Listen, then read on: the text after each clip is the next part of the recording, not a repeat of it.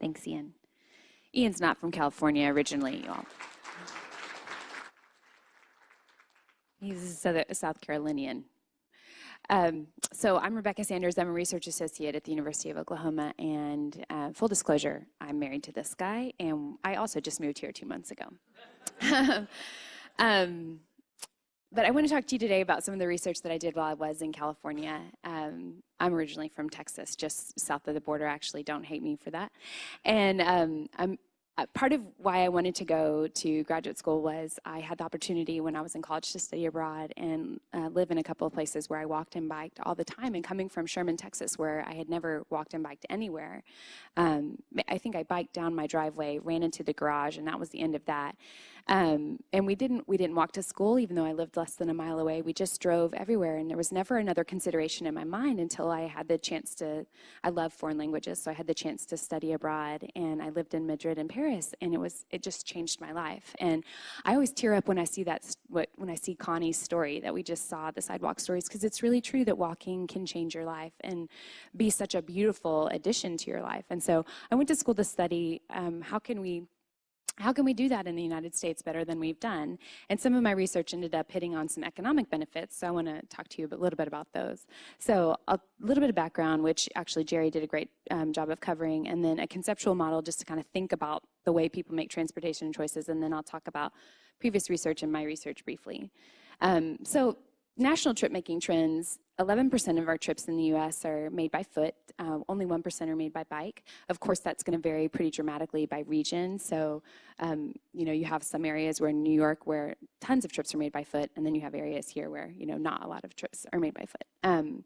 But if you contrast that with this chart on the right, 28% of all trips made in the United States are 1 mile or less in length. And that's an important number because 1 mile is a pretty reasonable distance to walk. I think expecting people to walk over a mile, if not for exercise, is probably unrealistic. Expecting them to bike is a different story. And so you've got the 28% that are a mile or less, and then you've got another 12% that are 1 or 2 miles. And for most people, that's really not an onerous biking distance, especially in a place where it's not incredibly hilly. Another 10% are 2 to 3 miles, and so for some people that's even bikeable, depending on the trip and what you have to do. So the moral of this chart is that we actually have a lot of potential there, that if we could create a place where people felt comfortable walking and biking, even if they switched just a few trips every once in a while, just 1 trip a week, that would end up making a big difference in the long term. So we've got the potential, it's a matter of capitalizing on it. This is the conceptual model I was talking about. So this is by a colleague of mine, and I don't need you to read all of it. It's just his way of conceptualizing how we choose which mode we're going to take for our routine trips. And so the idea is that we go through sort of subconsciously and then maybe consciously a series of steps. The first being awareness and availability. If I don't have a bicycle is biking for a trip's not going to cross my mind, right? If I can't walk, if I'm on crutches, I'm not going to think about walking for a trip. So that's the sort of awareness and availability. Is it even possible for me to do it?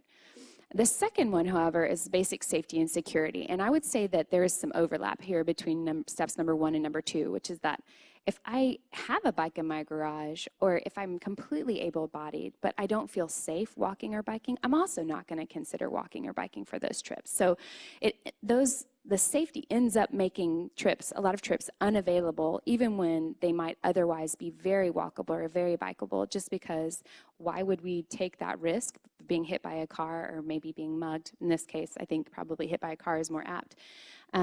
It's just going to not even become an option. But if we take steps to change that as a community, then we sort of open up a new realm of possibilities for people to make more trips and be more physically active. So why invest in walking? This is the part I think Jerry's already done a great job talking about. Oklahoma is unfortunately on the wrong side, or on the side we don't want to be on for most statistics. So if we think about averages, and high things bringing averages up, low things bringing averages up. Well, we're bringing the average up in terms of the United States, the percentage of adults that are obese, right? that's not necessarily what we want to be. So we have actually a higher percentage of adults in Oklahoma that are obese than the national average, and we are unfortunately making that national average higher by being higher. We have a higher percentage of overweight adults. We have a higher percentage of youth that are obese in Oklahoma. We have a lower percentage of adults getting the recommended physical activity. You know, this is all the stuff that Jerry talked about. The only thing that we're doing a really good job of is we actually have, or a better job of it anyway, is we have our youth are getting at least more physical activity than other places in the United States. But room for improvement here, and there's clearly a lot of energy around making that improvement. So there's the health stuff, and we know about, you know, healthier populations, work better, you know, fewer days off, that kind of thing. But then there are also economic benefits that have been found. So several studies have looked at pedestrian-friendly areas and found that pedestrians visit more often and spend more money over the long term than drivers do. And the same thing is true for bicyclists.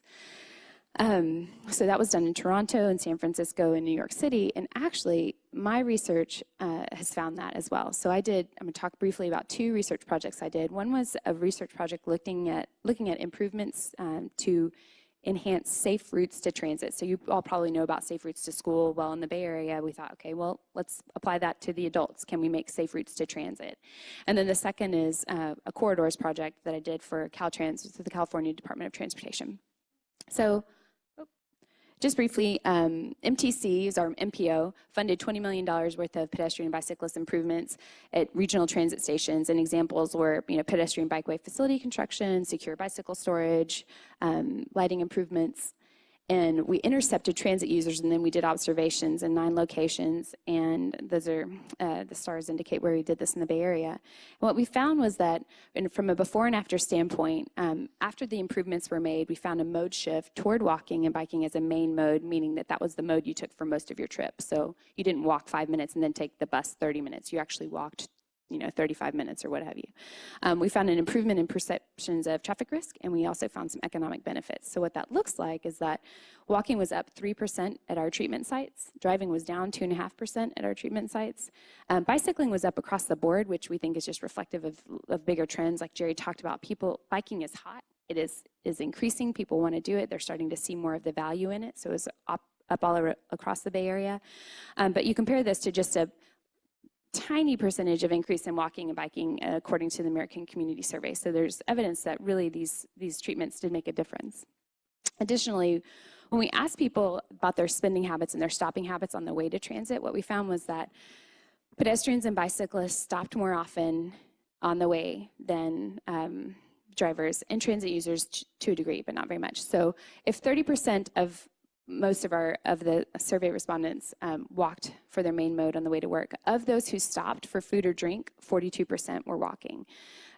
Just under 5% biked as their main mode. Of those who stopped for food or drink, over 6% were biking.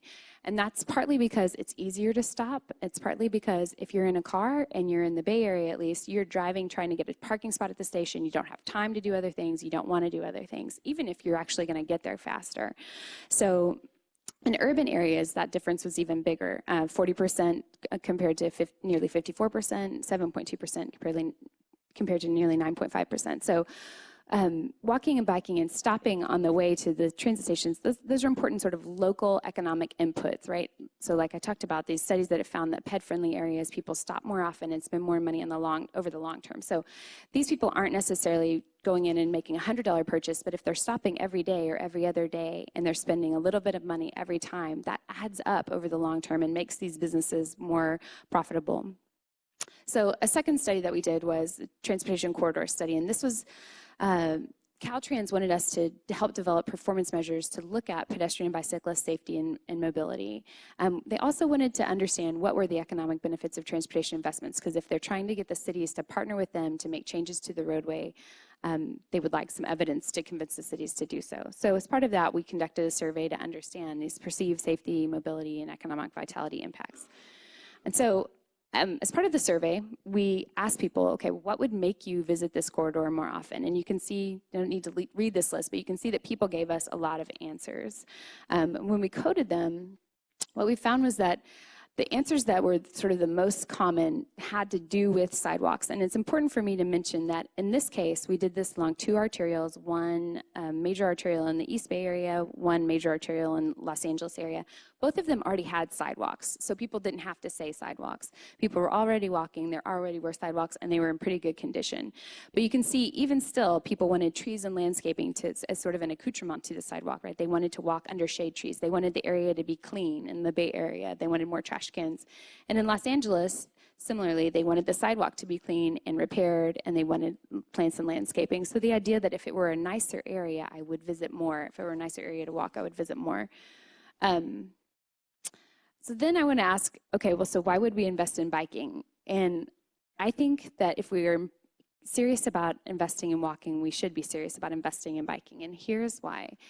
In that same survey, when we asked people about their perceptions of safety, you can see that, does this work? Yeah. You can see that the dark bars indicate that people felt at least somewhat safe. A pretty high percentage of people felt at least somewhat safe walking on the sidewalk, both in the Bay Area and in Los Angeles.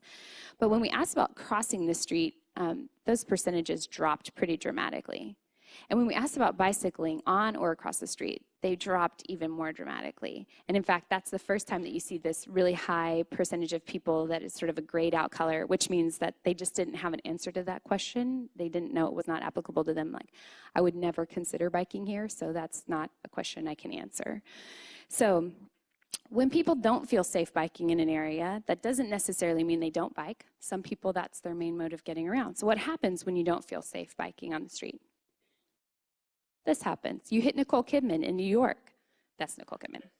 Or you just bicycle on the sidewalk and you may or may not hit someone, but you then make the sidewalk a less pleasant place for people to walk. And we heard that in our comments.